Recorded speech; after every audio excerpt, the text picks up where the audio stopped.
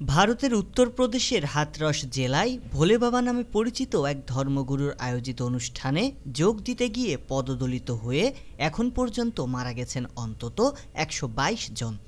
আহতের সঠিক সংখ্যা জানা না গেলেও তা নেহায়েত কম নয়। যাকে অনুসরণ করতে গিয়ে এত মানুষের মৃত্যু, সেই ভোলে বাবারই খোঁজ পাওয়া যাচ্ছে না।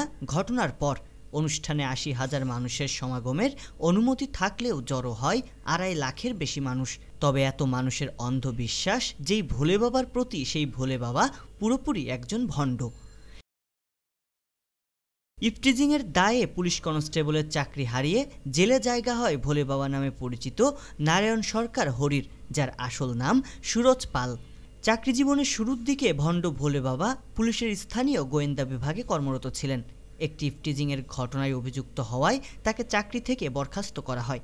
বেশ লম্বা সময় জেল খাটার পর আদালতে আবেদন করেন চাকরি ফিরিয়ে দিতে। সে সময় চাকরি ফিরে পেলেও কিছুদিনের মাথায় স্বেচ্ছায় অবসর নিয়ে ফিরে যান নিজের গ্রামের বাড়িতে। এরপর তিনি দাবি করতে থাকেন ঈশ্বরের সাথে সরাসরি কথা হয় তার। তখন থেকেই বাবার রূপ ধরে পরিচিত হয়ে যান ভোলে বাবা নামে। ভোলে বাবার সৎসঙ্গ শেষ হওয়ার পর তাকে সরাসরি দেখা ও স্পর্শ পাওয়ার চেষ্টা করছিলেন ভক্তরা। তাছাড়া ভোলে বাবা যে পথ দিয়ে যান, সেই পথের ধুলা অনেকে পূজা করার জন্য সংগ্রহ করেন। ভোলে বাবার গাড়ির পেছনে অনেকেই তাকে এক নজর দেখার জন্যেও শুরু করেন দৌড়ঝাঁপ, আর তাতেই একের পর এক মানুষ হোঁচট খেয়ে পড়ে গিয়ে পদদলিত হন। এ ঘটনায় একটি এফআইআর করা হয়েছে। সেখানে উল্লেখ করা হয়েছে, প্রচণ্ড ভিড় হওয়ার কারণে ভোলে বাবার অনুসারীরা মাঠে ঢোকার চেষ্টা করছিলেন। দায়িত্বরত নিরাপত্তারক্ষীরা তাতে বাধা দিলে চাপ আরও বেড়ে যায়। তাতেই ধাক্কাধাক্কিতে অনেকেই মাটিতে পড়ে যান, আর তাতেই এত মানুষের মৃত্যু। বর্তমান সময়ে আবির্ভাব হওয়া কথিত ধর্মগুরুরা সচরাচর সামাজিক যোগাযোগ মাধ্যমে বেশ সরব থাকেন, তবে ভোলে বাবাকে সেসব কিছুতেই খুঁজে পাওয়া যায় না। তিনি কাজ করেন তৃণমূল পর্যায়ের মানুষদের নিয়ে, যার কারণে একটি বিশাল সংখ্যক মানুষের উপর তার প্রভাব রয়েছে।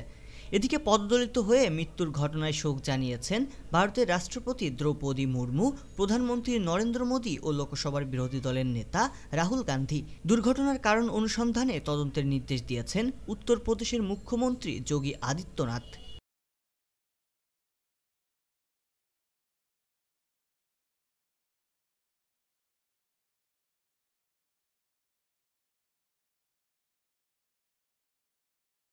সংবাদ, ফিচার ও অনুষ্ঠানের জন্য ভিজিট করুন সংবাদ প্রকাশের ওয়েবসাইট এবং যুক্ত থাকুন ফেসবুক পেজ ও ইউটিউব চ্যানেলের সঙ্গে।